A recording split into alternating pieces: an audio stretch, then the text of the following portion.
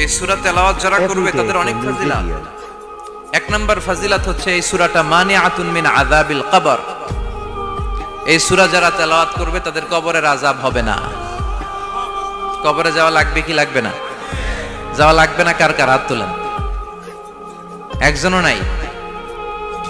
সবাই কবরে যাবেন। একদিন মাটির ভেতরে হবে ঘরে মন আমার, কেন বান্ধ দালান ঘর? প্রাণ পাখি উড়ে যাবে পিঞ্জর ছেড়ে, ধরা ধামে সবই রবে তুমি যাবে চলে। বন্ধু বান্ধব যত মাতা পিতা দ্বারা সুত সবই হবে তোমার পরে মন আমার, কেন বান্ধ দালান ঘর? একদিন মাটির ভেতরে হবে ঘরে মন আমার, কেন বান্ধ দালান ঘর? চিল্লায় বলেন ঠিক কিনা? যাওয়া লাগবে, কেউ বাঁচতে পারবে না। দাদা চলে গেল, বাবা চলে গেল, মামা চলে গেল, আমারও যাওয়া লাগবে। আরো সেলিব্রিটি চাই, আরো সম্পদের পাহাড় চাই। ব্যস্ত, আমরা মহা ব্যস্ত। এত ব্যস্ততা কিসের? স্টপ, থামেন, অনেক হয়েছে, আন না, বসেন, একটু ভাবেন। দাদা চলে গেল, বাবা চলে গেল, মামা চলে গেল, আমাকেও চলে যেতে হবে। মাঝে মাঝে কবরস্থানে যাবেন, যে একটু দেখবেন এই কবরস্থানে শিশুরা শুয়ে আছে, কিশোররা শুয়ে আছে, আপনার মতো তাগড়া যুবকরা শুয়ে আছে, ওদেরও রক্ত গরম ছিল আপনার মতো। আজ ওরা নাই, সব শেষ। আপনাকেও যেতে হবে। এই কবরে আমাদেরকে যেতে হবেই। কবরের প্রশ্নের উত্তর দিতে হবে। চিল্লায় বলেন ঠিক কিনা? কবরে প্রথম প্রশ্ন করা হবে, মার রব্বুক, তোমার রবের নাম কি? আমাদের রব কে? ওমা দীনুক, তোমার ধর্মের নাম কি? আমাদের ধর্মের নাম কি? বিশ্বনবীর চেহারা দেখিয়ে বলা হবে, এই লোকটাকে তুমি চিনো কিনা? চিনি না আমরা? চাঁদের চেয়ে সুন্দর তুমি, নবী আমার কমলিওয়ালা, দু জাহানের বাদশা তুমি, প্যারা নবী সাল্লাল্লাহু আলা, দু জাহানের বাদশা তুমি, প্যারা নবী সাল্লাল্লাহু আলা, চাঁদের চেয়ে সুন্দর তুমি, নবী আমার কমলিওয়ালা। সুবহানাল্লাহ পড়ে। আমাদেরকে জিজ্ঞেস করা হবে, রব কে? বলবো আল্লাহ। ধর্ম কি? বলবো ইসলাম। এই লোকটারে চিনো নাকি? আমরা বলবো চিনি, আমাদের প্রাণের নবী মুহাম্মদ সাল্লাল্লাহু। তিনটা প্রশ্নের উত্তর করতে পারলে এডিশনাল আরেকটা প্রশ্ন, ওমা ইলমুক। এই তিনটা প্রশ্নের উত্তর জানলা কেমনে? নকল করছো নাকি? বাংলাদেশে নকল আছে না নাই? কোথায় নকল করে?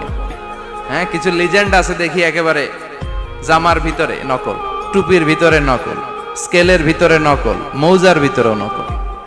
আছে না নাই? কথা বলেন। ফেরেশতারা বলবে, তুমি তিনটা প্রশ্নের উত্তর করলে কি করে? আপনাকে বলতে হবে, আমি কোরআন থেকে শিখেছি, আমি হাদিস থেকে জেনেছি। চিল্লায় বলেন ঠিক কিনা?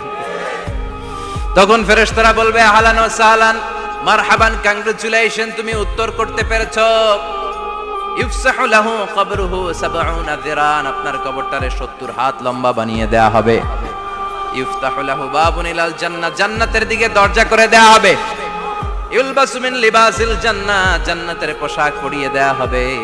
আর বলা হবে, নাম কানাউমিল আরুস, বাসর রাতে কনেকে নিয়ে বর যেমনি শান্তির ঘুম, আরামের ঘুম দেয়, তুমিও ঘুম দাও, ঘুমাও। You should get some sleep now, you are very tired man. ঘুমাও, অনেক হয়েছে, ঘুমাও। তোমার এই ঘুম কেউ ভাঙাবে না, ইসরাফিলের সিঙ্গার ফুৎকার ছাড়া। আল্লাহ লম্বা ঘুম যেন দিতে পারি, তৌফিক দাও। আর যারা ইসলাম বিরোধী, কোরআন বিরোধী, বিশ্বনবী বিরোধী, তাদেরকেও প্রশ্ন করা হবে, তোর রব কে? মার রব্বুক, সে বলবে, লা আদরি, আমি কিছু জানি না, আমি মাফ চাই, দোয়াও চাই। কথা কন, জানি না, আমি কিছুই মনে করতে পারছি না, আমি কিছু জানি না, আমার ধর্ম নাই, কর্ম নাই, আমার ধর্ম যার যার, উৎসব সবার, আমার কোনো ধর্ম টর্ম নাই, আমার কোনো নামাজ রোজা নাই, আমার কোনো রব নাই। দ্বিতীয় প্রশ্ন, ওমা দীনুক, তোর ধর্মের নাম কি? সে বলবে, ধর্ম কি? আমি জানি না, আমি ধর্মরে গালি দিতাম, আমি দুনিয়া ইসলাম রে বাস দিতাম, আমি আলেম ওলামাদের বিরোধিতা করতাম, আর শাহবাগের মঞ্চে উঠে ভাষণ দিতাম। আছে না নাই? সব গুমর ফাঁস হয়ে যাবে। ইয়াউমুত তাকাবুন। এরপর বিশ্বনবীর চেহারা দেখিয়ে বলা হবে এই লোকটারা চিনো নাকি? সে বলবে চিনি না, তবে আমার বন্ধুরা তার বিরুদ্ধে ব্লগে লিখতো, আমিও ব্যাড ব্যাড কমেন্টস করে দিতাম। এই লোকটার বিরুদ্ধে আমি কার্টুন বানাতাম, এই বিশ্বনবীর বিরুদ্ধে আমি কথা বলতাম। চিল্লায় বলেন ঠিক কিনা? ফেরেশতারা বলবে লা দারাইতা ওয়ালা তালাইতা, তুই তো কিছুই পারলি না, তুই তো কপাল পোড়া। ফায়ুতরাকু বিমাতারিকা মিন হাদিদ, লোহার হাতুড়ি দিয়ে পিটিয়ে ওর মাসেলগুলো থেতলে ফেলা হবে। ওয়ায়ুকালু লিল আরদি ইলতাইমি, কবরের দুই পাশের মাটির বলা হবে চাপ দে, এমন চাপ দিবে ফাতাখতালিফা আদলাউহু, ডান পাশের পাজরের হাড্ডি বাম দিকে ঢুকে যাবে, বাম পাশের পাজরের হাড্ডি ডান পাশে ঢুকে যাবে। কিয়ামত পর্যন্ত এই মারামারি চলবে। আল্লাহ এরকম ভয়ঙ্কর পরিস্থিতি থেকে আমাদেরকে বাঁচাও। ওই কবরের আযাব থেকে বাঁচার দরকার আছে না নাই? বিশ্বনবী বললেন যে ব্যক্তি রাত্রিবেলায় সূরাতুল মুলক তেলাওয়াত করবে তার কবরের আযাব হবে না। ইন্না হাযিহি সূরাতুন আযীমা মানিআতুন মিন আযাবিল কবর। এই সূরাটা এমন সূরা, সাধারণ কোন সূরা না। এই সূরাতুল মুলক যে রাত্রিবেলায় তেলাওয়াত করবে তার কবরের আযাব থেকে তারে বাঁচিয়ে দিবে কে? নাম্বার 1 ফাজিলাত, স্ট্যাটাস, মনে থাকবে তো? 2 নাম্বার স্ট্যাটাস শাফাআত লি সাহিবিহা। এই সূরাটা, এই সূরার তেলাওয়াতকারীর জন্য কিয়ামতের দিন সুপারিশ করবে। কোরআন সুপারিশ করবে, চারটেখানি কথা না। কোরআন যদি আপনার বিরুদ্ধে দাঁড়ায় আপনার জান্নাত ক্যান্সেল, আর কোরআন যদি আপনার ব্যাপারে আল্লাহর কাছে রেকমেন্ডেশন করে জান্নাত আপনার জন্য ওয়াজিব করে দিবে কে? এজন্য বিশ্বনবী বললেন শাফাআত লি সাহিবিহা, কিয়ামতের দিন তেলাওয়াতকারীর জন্য আল্লাহর কাছে সুপারিশ করবে। 2টা গেল। 3 নাম্বার বিশ্বনবী বললেন খাসামাত আন সাহিবিহা। এই সূরাটা কিয়ামতের দিন এই সূরার তেলাওয়াতকারীর পক্ষ নিয়ে আল্লাহর সাথে ঝগড়া করা শুরু করে দিবে। আল্লাহর সাথে ডিবেট করবে, ঝগড়া করবে, যতক্ষণ না হাত্তা আদখালাহুল্লাহুল জান্নাহ। হাদিসের টেক্সট হচ্ছে যে যতক্ষণ না আল্লাহ তাআলা তাকে জান্নাতে না ঢুকায় ততক্ষণ ওই সূরার তেলাওয়াতকারীর পক্ষ নিয়ে আল্লাহর সাথে বিতর্ক, ঝগড়া, তর্ক চলতেই থাকবে। সুবহানাল্লাহ। আরো আসতে বলেন। আবার বিশ্বনবী বললেন মান ক্বারা বিহা ফি লাইলাতিন ফাকাদ আকসারা ওয়া আতওয়াবা। রাত্রিবেলা এই সূরাটা যে তেলাওয়াত করবে পুরো রাত্রিটারে বরকতময় করে দিবে কে? এজন্য বিশ্বনবী আবদার করে, আবেদন করে আমাদের কাছে বলে গিয়েছেন, আমি চাই আমার প্রতিটা উম্মতের হৃদয়ে এই সূরাটা গাঁথা থাক। আমি চাই আমার প্রতিটা উম্মতের সিনার ভিতরে এই সূরার 30টা আয়াত গ্রথিত করা থাক। সুবহানাল্লাহ পড়েন। মাত্র 30টা আয়াত মুখস্থ করতে রাজি আছেন? 1 মাসে কয় দিন? প্রতিদিন একটা করে আয়াত মুখস্থ করলে সূরা মুখস্থ করতে লাগবে কয় দিন? হ্যাঁ, হোমওয়ার্ক। এটা আপনাদের বাড়ির কাজ, যেহেতু ক্লাসে হোমওয়ার্ক দেওয়া যায় না। আরবিতে বলে আল ওয়াজিব আল মানজিলি। আমি গতানুগতিক তাফসীর করি না, আমি সমাজের খুঁতগুলো ধরে ধরে ডিসকাশনের মতো আমি করি। বিভিন্ন জেলায় যে ওখানকার ইয়াংদের সাথেও বসি, কথা বলি। এটাই আমার তাফসীর, এটাই কোরআনের এক্সপ্লেনেশন এন্ড ইন্টারপ্রিটেশন। এতেই মানুষ উপকৃত হয় বেশি। চিল্লা এখন ঠিক কিনা? তো এটা আপনাদের বাড়ির কাজ, মাইথার দিয়া বাসীদের বাড়ির কাজ। হায়াতে আল্লাহ বাঁচায় রাখলে আবার কখনো দেখা হলে জিজ্ঞেস করবো যে মুলক মুখস্থ হয়েছে কিনা। কে কে মুখস্থ করবেন না হাত তোলেন। সবাই করবেন। এবার কে কে মুখস্থ করবেন হাত তুলে আমার না আল্লাহর দেখান। আল্লাহ তুমি কবুল করো। আরো জোরে পড়েন আমিন। হাত নামান। এই সূরাটা it's an eye opener for you. এটা আপনার চোখ খুলে দিবে। এই সূরাটা আপনার চোখকে খুলে দিবে, আপনার ঘুমন্ত বিবেককে জাগিয়ে তুলবে। স্রষ্টার ব্যাপারে আপনার যদি কোনো সাসপিশন থাকে, সন্দেহ থাকে, এই সন্দেহের পাহাড়কে ভেঙে এই সূরা চুরমার করে দিবে। চিল্লায় বলেন সুবহানাল্লাহ। আল্লাহ ডেকে বলে গোলাম, কিছু কিছু নাস্তিক আছে আমারে খুঁজে পায় না। এরকম কপাল পোড়া নাদান নাস্তিক বাংলার জমিনেও আছে না নেই? এরা বলে আনসিন ইজ নাথিং, যেটা দেখা যায় না ওইটা মানি না, বলে না? Do you see the air in the atmosphere? বাতাসে, বায়ুমণ্ডলে যে বাতাস ঘুরে বেড়ায় এটা কি তুমি দেখো? তো মানো কেন? Why do you believe on that? Why do you believe on air? বাতাস বিশ্বাস করস কেন? কপাল পোড়া নাস্তিকরা বাতাস মানে না। কথা কন। Do you see the bad headache someone feel in his head and he's shouting? মাথার ব্যথায়, মাইগ্রেনের পেইনে যখন কেউ চিৎকার করে তার মাথার ব্যথা দেখা যায়? আমার এখন প্রচন্ড মাথা ব্যথা যদি হয়, আপনারা দেখতে পাচ্ছেন তো, নাস্তিকরা কি মাইগ্রেনের পেইন বিশ্বাস করে না? মাথা ব্যথা বিশ্বাস করে কি করে না? বাতাস বিশ্বাস করে কি করে না? কয় আনসিন ইজ নাথিং, যেটা দেখি না ওটা বিশ্বাস করি না, কপাল পোড়া। আল্লাহ ডেকে বলে, গোলাম আমার সৃষ্টির দিকে তাকা, আকাশের দিকে তাকা, বাতাসের দিকে তাকা, সাগরের দিকে তাকা। সাগরের মধ্যে আমি আল্লাহ আছি না নাই? বিশাল বড় বড় পাহাড়ের দিকে তাকা, ঝর্ণার দিকে তাকা, ঝর্ণার মধ্যে আমি আছি না নাই? ঝর্ণা ঝর্ণা ঝর্ণা রে, বলনা বলনা বলনা রে, কার বিরহে পাগল পাড়া তুই, কার মিলনে ফুল ফসলে ভরা রে তোর দুকুল বই, কার মিলনে ফুল ফসলে ভরা রে তোর দুকুল বই। ঝর্ণা ঝর্ণা ঝর্ণা রে, বলনা বলনা বলনা রে, কার বিরহে পাগল পাড়া তুই। সুবহানাল্লাহ পড়েন। ঝর্ণার দিকে তাকাও, সাগরের দিকে নজর করে দেখো, বিশাল পাহাড়ের দিকে নজর করে তাকাও, ওই পাহাড়ের মধ্যে আল্লাহরে খোঁজে বাবা, চিল্লায় বলেন ঠিক কিনা? এদিনে ইমাম আবু হানিফার হাতে হাত রেখে শাহাদা বাক্য পাঠ করেছে। সুবহানাল্লাহ পড়েন। ঝিনুকের ভেতর লুকিয়ে থাকে যেমন মতি, ঝিনুকের ভেতর লুকিয়ে থাকে যেমন মতি, কালমা শাহাদাতে আছে আল্লাহর জ্যোতি, কালমা শাহাদাতে আছে আল্লাহর জ্যোতি। সুবহানাল্লাহ পড়েন। এই জ্যোতি যার হৃদয়ে একবার টাচ করে তার জন্য জান্নাতকে খুলে দেয় কে? এজন্য এই সূরা পড়লে নাস্তিকরা নাস্তিক থাকবে না। নাস্তিকদের জন্য এখানে আল্লাহ মেডিসিন দিয়েছেন, কিছু ডোজ দিয়েছেন। আলহামদুলিল্লাহ পড়েন। এই সূরা থেকে আমরা কিছু সময় কথা শুনবো, শুনতে রাজি আছেন তো? সূরার নাম চিল্লায় বলেন কি নাম? মুলক। মুলক মানে কি? মুলক মানে রাজত্ব, মুলক মানে ক্ষমতা, মুলক মানে পাওয়ার, মুলক মানে কিংডম, মুলক মানে সভরেইনটি। সুবহানাল্লাহ পড়েন। রব্বুল আলামিন বলেন, তাবারাকাল্লাযী বিয়াদিহিল মুলকু ওয়া হুয়া আলা কুল্লি শাইইন কাদির। সুমহান সেই সত্তা যার হাতে ক্ষমতা, আর তিনি সব বিষয়ে ক্ষমতাশীল। সুবহানাল্লাহ। তাবারাকাল্লাযী বিয়াদিহিল মুলক, মহামহিম সে সত্তা, সুমহান সে সত্তা, বিয়াদিহিল মুলকু, যার হাতে ক্ষমতা। ক্ষমতা কার হাতে? চিৎকার করে বলতে হবে, কার হাতে? নাকি আমাদের হাতে? না সরকারের হাতে, পুলিশের হাতে, র্যাবের হাতে, মাশরাফির হাতে, হিরো আলমের হাতে? ক্ষমতা কার হাতে? ক্ষমতা শুধুমাত্র একজনের হাতে। চিল্লায় বলেন তিনি কে? আল্লাহর হাতে ক্ষমতা, আর তিনি হচ্ছেন সকল ক্ষমতার উৎস, centre of the all powers. সব ক্ষমতার উৎস কে? নাকি জনগণ? আমরা কিন্তু এটাই শিখি, এদেশে আমাদেরকে রাষ্ট্রীয়ভাবে শিখানো হয়, এটা রাষ্ট্রীয় কুফরি।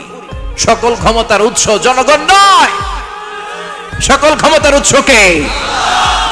উনি ক্ষমতার উৎস, তিনি ক্ষমতাশীল, মহা ক্ষমতাধর, তার ক্ষমতার সাথে কারো তুলনা হয় না। আমাদের কি ক্ষমতা আছে? কথা বলেন। বল্লা পোকার কামড় খাইছেন? হ্যাঁ, মৌমাছি কামড়াইছে? মৌমাছি কামড়াইলে চিল্লাচিল্লি শুরু করে, তো কি ক্ষমতা আছে আপনার? বল্লা কামড় মেয়েরা দেয় দৌড়, ওটা ধরে যে মার মইটাও পারি না। কুত্তায় কামড়াইলে আমরা কুত্তারে কামড়াইতেও পারি না। কথা বলেন। আমরা নাকি ক্ষমতার মালিক। পিছন থেকে কেউ যদি বলে হুজুর সাপ, মজা করে বলছি, এতই ভয় পাইছি। আসলে যদি ফাঁস করে আসতো সব দৌড়। স্লোগান দেওয়ার বেলায় লিল্লাহে তাকবীর, আল্লাহু আকবার, আমার ভাই তোমার ভাই, কাপায় ফেলামো নামায় ফেলামো। কথা বলেন। আর যদি পেছন থেকে কেউ আওয়াজ করে বলে সাপ, দৌড়। আপনারা কি দৌড় দিবেন? আমরা এদিক দিয়ে দৌড় দিব। কথা কন। চাচা আপন প্রাণ জীবন বাঁচানোর জন্য ভয়ে পাগল। সাপ লাগবে না, বাবা ব্যাং চিনেন? মাইথার দিয়ে নাই বোধহয়, আছে আছে। কি করে? খালি লাফায়। 10টা ভাওয়া ব্যাং যদি ছেড়ে দেওয়া হয়, স্টেজে 2টা আর বাকি 8টা এদিকে, ভাওয়া ব্যাং আর কি লাভ দিবে? এরসে লাফালাফি শুরু করবো আমরা। কথা বলেন। আর আমরা দাবি করি আমরা ক্ষমতার উৎস। কোনো ক্ষমতা নাই। একবার ডায়রিয়া হলে 3বার টয়লেটে গেলে আর চেহারার দিকে তাকানো যায় না। কারে মাফ করে দে, আই মরে যাইও, আই হাইতান ন, আছে না নাই? তো পারবেন না কেন? আপনি না ক্ষমতার উৎস, আপনি না ক্ষমতার উৎস। আরে আপনার তো কোনোই ক্ষমতা নাই। খলিকাল ইনসানু দাঈফা, মানুষকে দুর্বল থেকে দুর্বল করে তৈরি করেছে কে? এজন্য রব্বুল আলামিন বলেন তাবারাকাল্লাযী বিয়াদিহিল মুলকু ওয়া হুয়া আলা কুল্লি শাইইন কাদির। সুমহান সেই সত্তা যার হাতে ক্ষমতা। চিল্লায় বলেন ক্ষমতা কার হাতে? আমাদের হাতে কোনো ক্ষমতা নাই। আমরা হলাম দুর্বল। আমরা কি দুর্বলের ঘরের দুর্বল। আমরা যখন জন্মেছিলাম দুর্বল।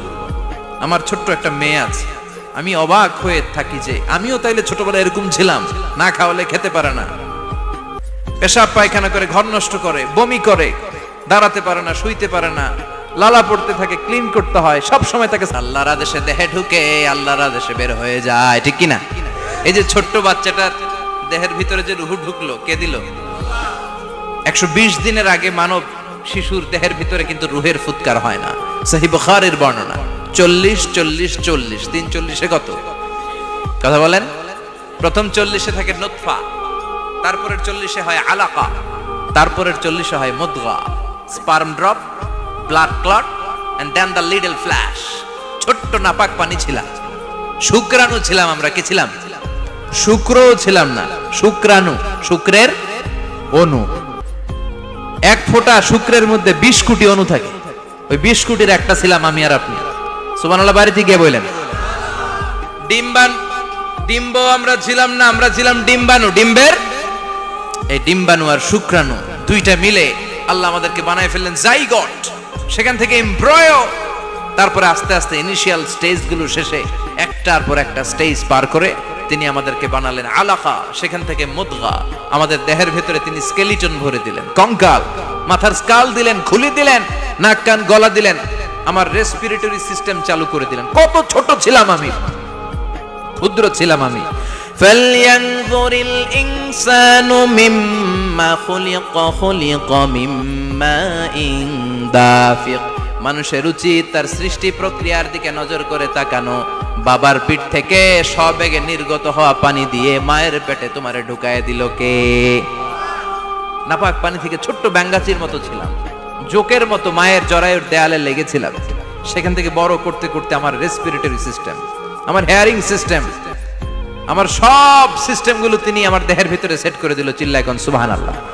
120 দিনের সার্টেন পিরিয়ড শেষে তিনি দেহের ভিতরে রুহের ফুৎকার দিলেন। দেয়া মাত্রই আমার রুহুতে ধপ ধপ ধপ শুরু হয়ে গেছে। ওই যে ধপ ধপ শুরু হয়েছে, আজও থামে নাই। এই ধপ ধপ থামলে বাঁচবেন, দম ফুরাইলে আমরা ঠুস হয়ে যাবো, ঠিক কিনা? আয় রে মানুষ রঙিন ফানুষ, দম ফুরাইলে তবু তো ভাই কারোরই নাই একটুখানি।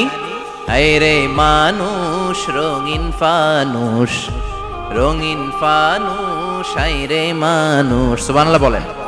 সে আল্লাহ বললেন, গোলাম, জীবন আর মরণের মাঝখানে আমি তৈরি করেছি রুহু।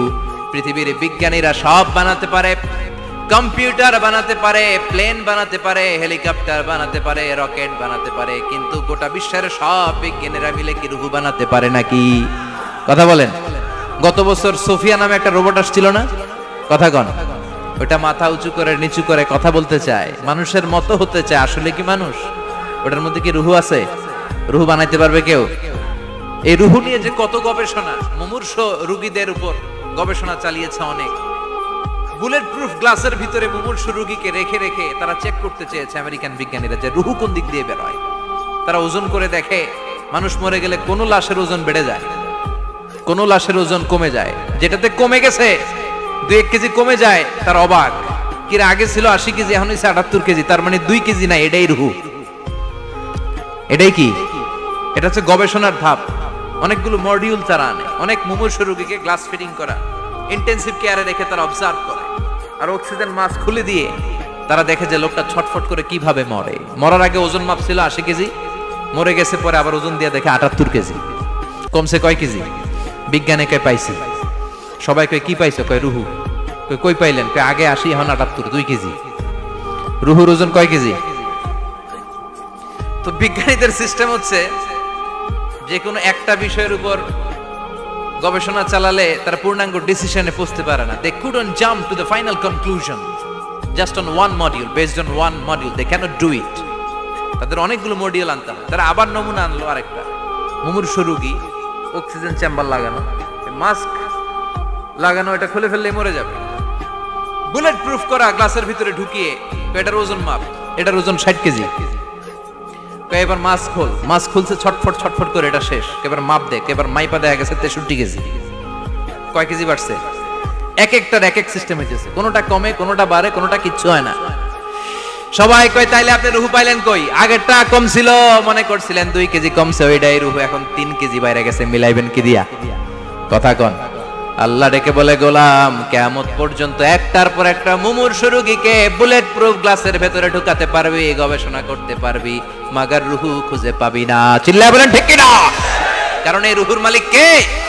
সে আল্লাহ বললেন, আল্লাযী খালাকাল মাউতা ওয়াল হায়াতা লিয়াবলুয়াকুম আইয়ুকুম আহসানু আমালা। জীবন আর মৃত্যু বানালাম তোমাদেরকে পরীক্ষা করার জন্য। পরীক্ষা আছে না নাই? গোটা দুনিয়াটাই পরীক্ষা। আল্লাহ যারে পছন্দ করে বেশি তার পরীক্ষাও। আশাদ্দুন নাসি বালাআন আল আম্বিয়া। এই পৃথিবীতে আল্লাহ সবচেয়ে বেশি বালা মুসিবত দিয়ে পরীক্ষা করেছেন নবীদের। কারণ নবীরা আল্লাহর কাছে কম প্রিয় না বেশি প্রিয়? যেহেতু প্রিয় বেশি, পরীক্ষাও। এজন্য মুমিনের উপর যদি পরীক্ষা আসে, মুমিনের উপর যদি অত্যাচার আসে, মুমিনের উপর যদি ধৈর্যের পরীক্ষা আসে, জেল জরিমানা আসে, মুমিন ওইটারে ভয় পায় না। মুমিন ভয় পায় একজনকে। চিল্লায় বলেন তিনি কে? কারণ আল্লাহর ঘোষণা, ওয়ালা তাহিনু ওয়ালা তাহজানু। ঘোষণাটা কার? ভয় নাই, তোদের চিন্তা নাই। আনতুমুল আ'লাউনা ইন কুনতুম মুমিনিন। তোমরাই বিজয়ী হবা যদি মুমিন হও, যদি মুমিন হও। এজন্য ধৈর্যের পরীক্ষা দিতে হবে, আল্লাহর উপর তাওয়াক্কুল করতে হবে, অত্যাচার আর জুলুম আল্লাহর নামে সহ্য করে যেতে হবে। চিল্লায় বলেন ঠিক কিনা? কারণ মুসলিমের সাথে আল্লাহ থাকে। মুসলিমের বদদুয়াকে বিশ্বনবী ভয় করতে বলেছেন। কারণ মুসলিমের বদদুয়ার মাঝে আর আল্লাহর মাঝে পর্দা থাকে। যারা দুনিয়ার বুকে জুলুম করে তাদেরকে ক্ষমতার মসনদ থেকে নামিয়ে দেয় কে? আর যারা মজলুম হয়, যাদের রক্ত দিয়ে জমিন ভেজে, তাদেরকে জমিনের ক্ষমতা দিয়ে দেয় কে? আর যারা রক্ত ঝরায়, ইতিহাস বলে তারা শেষ পর্যন্ত প্রাণ আর জান নিয়ে পালাবার জায়গাটা পায় না। চিল্লায় বলেন ঠিক কিনা? এজন্য মুমিন খুব ভালো করে জানে, রাত্রি যত গভীর হয়, সুবহে সাদিকের সময় কাছে আসতে থাকে। গর্ভবতী নারীর পেটের জ্বালা যন্ত্রণা, ব্যথার পেইন যত বাড়ে, নতুন মেহমান আগমনের সময় কাছে আসতে থাকে।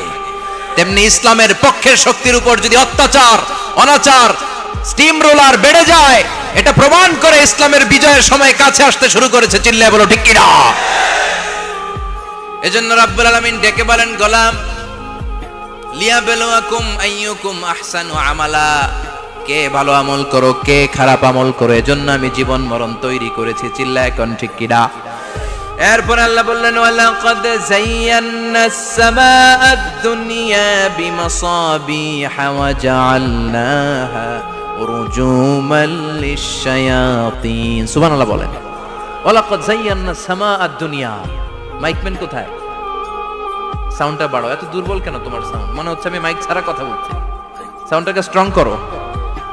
ওয়ালাকাদ যায়্যানাস সামাআদ দুনিয়া। I have beautified the closer sky with candles, with light and stars. আল্লাহ বললেন, আমি দুনিয়ার আকাশকে তারা দিয়ে সুশোভিত করেছি। আকাশে তারা আছে না নাই? এগুলো এমনি এমনি হয়েছে না? তৈরি করছে কে? বিশ্বাস হয়? কোনো সন্দেহ আছে? এখন তো লাইটিং ফাইটিং এর যুগে তারার যে কি সৌন্দর্য আমরা বুঝি না। আমরা যখন ছোটবেলা গ্রামে যেতাম, রাতের বেলা তারার মেলা, কি সুন্দর, একটার চেয়ে একটা সুন্দর। শুকতারা, ধ্রুব তারা, সপ্তর্ষি মণ্ডল, 7টা তারার একটা চেইন আছে, চিনেন এগুলো? কি সুন্দর তারা! এগুলো তৈরি করে রেখেছে কে? প্রথম আকাশের মহাশূন্যকে আল্লাহ এই তারকা দিয়ে বিউটিফাই করেছেন। It's a candle. আল্লাহ সাজিয়ে রেখেছেন। আমরা খালি চোখে যেটা দেখি, এটা কিন্তু আকাশ না, এটা প্রথম আকাশ নয়। প্রথম আকাশ যে কত দূরে আমেরিকান নাসার বিজ্ঞানীরাও জানে না। খালি চোখে আমরা যা দেখি, এটা প্রথম আকাশের মহাশূন্য। এর অনেক অনেক অনেক উপরে প্রথম আকাশ। এরপরে দ্বিতীয় আকাশের মহাশূন্যের স্তর শুরু, এরপরে দ্বিতীয় আকাশ, তারপরে তৃতীয় আকাশের মহাশূন্যের স্তর শুরু, তারপরে তৃতীয় আকাশ। একটার চেয়ে আরেকটা বড়। প্রথম আকাশের চেয়ে দ্বিতীয় আকাশ কত বড় বলি? আপনার হাতের আংটিটা যদি সাহারা মরুভূমিতে আপনি ছুঁড়ে ফেলে দেন, পুরো মরুভূমির তুলনায় আংটি যত ছোট, আল্লাহর দ্বিতীয় আসমানের তুলনায় আল্লাহর প্রথম আসমানটা ঠিক তত ছোট। একটার চেয়ে একটা বড়, একটার চেয়ে একটা বড়। সূর্য দেখে আমরা অবাক হয়ে যাই। 9,30,00,000 মাইল দূরে, এই পৃথিবীর চেয়ে 13 লক্ষ গুণ বড়। এটার সানশাইন, আলো আসতে পৃথিবীতে 8 মিনিট 18 সেকেন্ড লেগে যায়। আমরা মনে করছি সূর্যই বড়। আমরা বসে আছি মাইথার দিয়াতে, তাই না? এই জায়গাটার নাম কি? মাইথার দিয়া। কি খালি এতটুকু প্যান্ডেলের সমান? কত বড় মাইথার দিয়া! এই পুরো মাইথার দিয়া কোন থানায় পড়ছে? দাউদকান্দি। দাউদকান্দি হচ্ছে কুমিল্লার 16টা থানার একটা, ঠিক কিনা? 16 থানা মিলে কুমিল্লার একটা জেলা। এরকম কয়টা জেলা আছে? 64 জেলা। এই 64 জেলা মিলে আমাদের সুজলা সুফলা শস্য শ্যামলা ডিজিটাল বাংলাদেশ। কথা কন। আর বাংলাদেশ হচ্ছে পৃথিবীর সবচাইতে বড় দেশ। হ্যাঁ, 64 জেলা, এরপরে ছোট। যাদের অ্যাটলাস ম্যাপ নিয়ে যাদের ধারণা আছে তারা দেখবেন বাংলাদেশ এই শব্দটা লেখার জায়গাও আমরা পাই না। মানচিত্রে বাংলাদেশ শব্দটা লেখার জায়গা পায় না।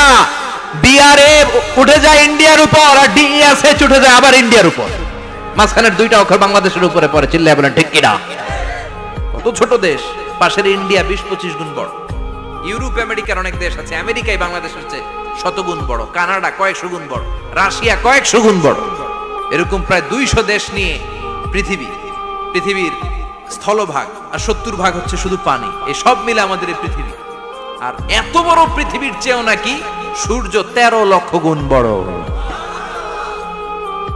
তার মানে সূর্যই বড় না, সূর্যের চেয়ে অনেক বড় তারা আছে। সূর্যের পরে পৃথিবীর সবচেয়ে কাছের যে তারা বা স্টার, ওটার নাম হচ্ছে প্রক্সিমা সেন্ট্রাই। নাম কি? প্রক্সিমা সেন্ট্রাই। এরপরে আলফা সেন্ট্রাই এ, আলফা সেন্ট্রাই বি, ইটা ক্যারিনা, বেটেলজিউস, এরকম একটার পর একটা তারা। যেই সূর্য পৃথিবীর চেয়ে 13 লক্ষ গুণ বড়, বেটেলজিউস নামে একটা তারা আছে, ওটা সূর্যের চেয়ে 33 কোটি গুণ বড়। তার মানে কি বেটেলজিউসই সবচেয়ে বড় না? ছোট্ট একটা তারা। এই বেটেলজিউসরে খেয়ে ফেলাইতে পারে এরকম 1000 কোটি গুণ বড় সাইজের তারা আছে না নাই? এরকম কয়েক বিলিয়ন তারা নিয়ে আমাদের গ্যালাক্সি গঠিত। আমাদের গ্যালাক্সি, এটার নাম মিল্কি ওয়ে। এটার নাম কি? আমাদের গ্যালাক্সি। এই গ্যালাক্সিতে আমাদের অবস্থান। এরকম কত হাজার কোটি গ্যালাক্সি আছে আমেরিকার নাসার বিজ্ঞানীরাও জানে না। আমাদের গ্যালাক্সির সবচেয়ে কাছের যে গ্যালাক্সি, ওই গ্যালাক্সিটার নাম হচ্ছে অ্যান্ড্রোমেডা। কি নাম? অ্যান্ড্রোমেডা। আমাদের গ্যালাক্সি থেকে কেউ যদি কাছের গ্যালাক্সি অ্যান্ড্রোমেডাতে যেতে চায়, তার 2.5 মিলিয়ন লাইট ইয়ার্স সময় লেগে যাবে। কথাটা কঠিন হয়ে গেছে, আমি ভেঙে বলি, তারপরে সুবহানাল্লাহ কইন। আমাদের গ্যালাক্সির নাম মিল্কি ওয়ে। মিল্কি ওয়ে থেকে যদি কেউ অ্যান্ড্রোমেডাতে যেতে যায়, কত সময় লাগবে? 2.5 million light year. Light year মানে আলোক বর্ষ। আলোর গতিতে যদি ছোটা যায়, 2.5 মিলিয়ন মানে হচ্ছে প্রায় 25 লক্ষ। তাহলে পৃথিবীতে সবচেয়ে দ্রুতগামী যে বিষয়টা আবিষ্কৃত হয়েছে সেটা হচ্ছে আলো। এই যে লাইট মারলে যে ছুটে, এই লাইট প্রতি সেকেন্ডে 1,86,000 মাইল বেগে ছুটতে পারে। 1 মিনিটে না, 1 ঘন্টায় না, 1 মিনিটে না, 1 সেকেন্ডে আলো চলে যায় কয় mile? 1,86,000। Could you imagine that? আপনি কল্পনা করতে পারেন? হয়তো মাথা নাড়াইতেছেন। এটা কি কল্পনা করা যাবে? আমার তো তার ছিঁড়ে যাচ্ছে। 1 সেকেন্ডে নাকি আলো ছুটে 1,86,000 মাইল বেগে। 1 সেকেন্ড শব্দ কইতে তো 2 সেকেন্ড লাগে। কথা কন। এর মধ্যে আলো চলে গেছে 1,86,000 মাইল। তো কোন রকেট যদি আপনি পান, যে রকেট দিয়ে সেকেন্ডে 1,86,000 মাইল বেগে রকেটটা ছুটবে প্রতি সেকেন্ডে, খেয়াল করেন, ঘন্টায় না, মিনিটে না, কিসে? সেকেন্ডে। যে রকেটটা সেকেন্ডে 1,86,000 মাইল বেগে ছুটবে, ওই রকেটটা দিয়ে আমাদের গ্যালাক্সি থেকে আমাদের পাশের গ্যালাক্সি অ্যান্ড্রোমেডাতে পৌঁছতে আপনার 25 লক্ষ বছর লেগে যাবে। সুবহানাল্লাহ বাড়িতে গিয়ে বললেন। এরকম বিশাল বিশাল তারা দিয়ে আমাদের আকাশটারে বিউটিফাই করেছে কে?